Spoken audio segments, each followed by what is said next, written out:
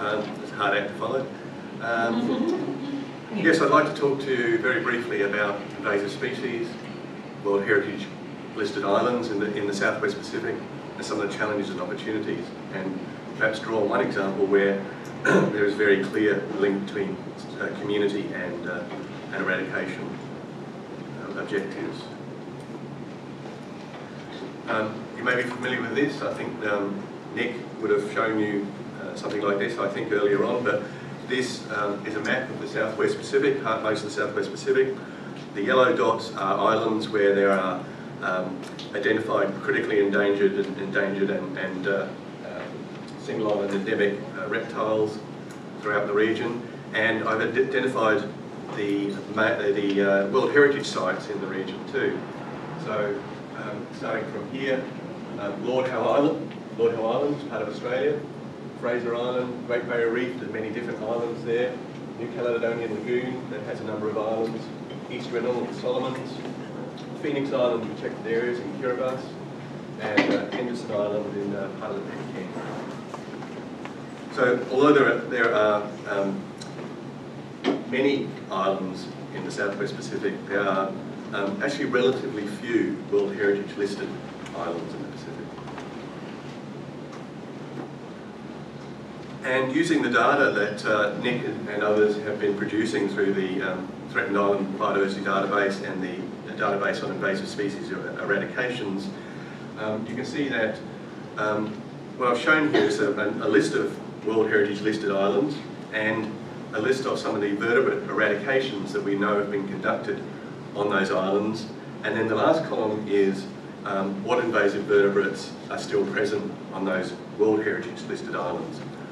So, for example, from the top, Henderson Island, we've already heard there was an attempt to remove rodents there, which was not successful, so rodents still remain on Henderson. In the Phoenix Islands, there have been several successful and several unsuccessful attempts to remove rodents in particular. So we still have rodents remaining on Enderby Island. In the Great Barrier Reef, there have been various eradications conducted over the years, such as rodents on southwest Coringa Islet and on Heron Island. Cats, rodents, goats was all successful. However, many invasive vertebrates still remain on World Heritage listed islands within the Great Barrier Reef World Heritage Area, cane toads, for example, being a particular issue, but there are others. Lord Howe, cats were successfully eradicated from Lord Howe in 2008, pigs in 1980, goats in 1999, but rodents, both mice and rats, still remain on Lord Howe, and I'll come back to that a little bit later. I'm unaware of any attempts to eradicate vertebrates from Fraser, but there are a number of invasive vertebrates still present on Fraser Island. And the Ogasawara Islands in Japan, which I didn't show on the map, there is an ongoing program there, and rodents and other species are being eradicated on some of those islands, to some extent successful, some not successful, but again, vertebrates have remained, rodents and others remain on those islands in Japan.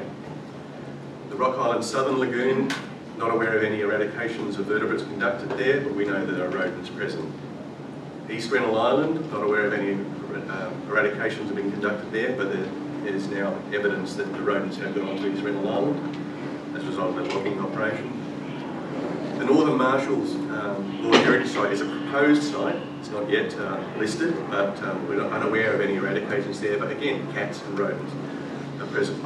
The lagoons in New Caledonia, same story. So essentially, the take-home message, I think, from that is that with very, very few exceptions, every World Heritage listed island in the Southwest Pacific remains at risk from invasive vertebrates. That's not including plants or ants or all these other things that are also very, very important, but just in terms of invasive vertebrates alone, the World Heritage values in the Southwest Pacific are under incredible threat. Why do we care? Well, it's a pretty easy question to answer in front of this audience, but some of the values that are at risk in the region include threatened species, including some critically endangered species, seabird colonies, important bird areas.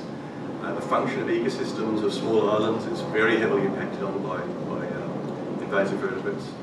particularly evolutionary processes that have been listed as part of the World Heritage Value, and of course the tourism amenity of many of these islands which rely on tourism to generate income and value to national governments.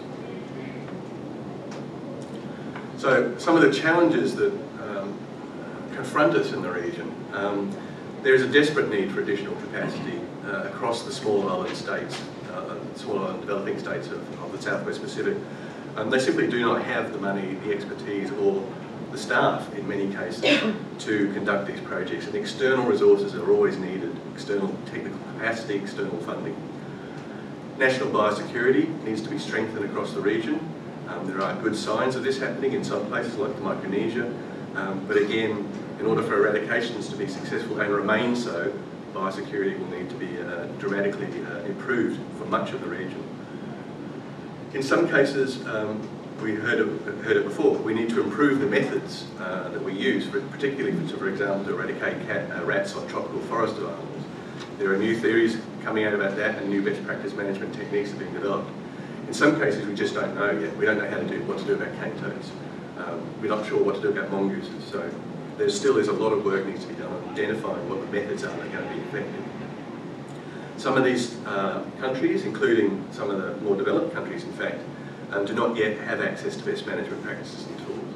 In some cases, the regulatory environment limits their ability to use the most effective toxicants, for example, so they have to put up with things that are not quite as good, or for some other reason they're unable to use the tools and techniques that have been so perfected in some other parts of the world. They're simply not able to use them in that domestic legal environment, in that context. I'm very glad to hear about the invasive species guidelines for protected areas, because it is quite clear in much of the Southwest Pacific that unfortunately invasive species do not get the same level of attention in management plans for protected areas as they probably deserve, at least as far as I'm concerned. And better community engagement is critical to success throughout the region. All of these islands are either inhabited or owned, even if they're uninhabited. Somebody owns them. In most of these countries, usually it's a traditional ownership. Just to touch on this, because this is the theme of this afternoon, but one particularly striking and unfortunate example we have right in our backyard is Lord Howe Island. Lord Howe Island is a small island, has about 150 people on it. It's a World Heritage Site. It is mostly a protected area, but not completely a protected area. It has a $9 million rodent eradication plan that is fully funded and ready to go, but the problem is the community doesn't want it to happen. The community has resisted the plan, has resisted to extent that the whole thing is now at risk, and managers have decided that it would be too risky to go ahead while there still is 5, 6, 7, 8 or 10 people who would not cooperate or would be possibly even antagonistic to the process. So community engagement will stop a $9 million project on a World Heritage Area if 10 people want to. So that's why community engagement is absolutely critical. And it's not much different in many other islands in the Pacific. So my summary, without increased effort across all of those things I mentioned, the World Heritage values of the Pacific will remain at risk, and particularly from invasive vertebrates. As I say, with very few exceptions, every single one of those World Heritage listed islands in the Pacific is at risk right now from invasives.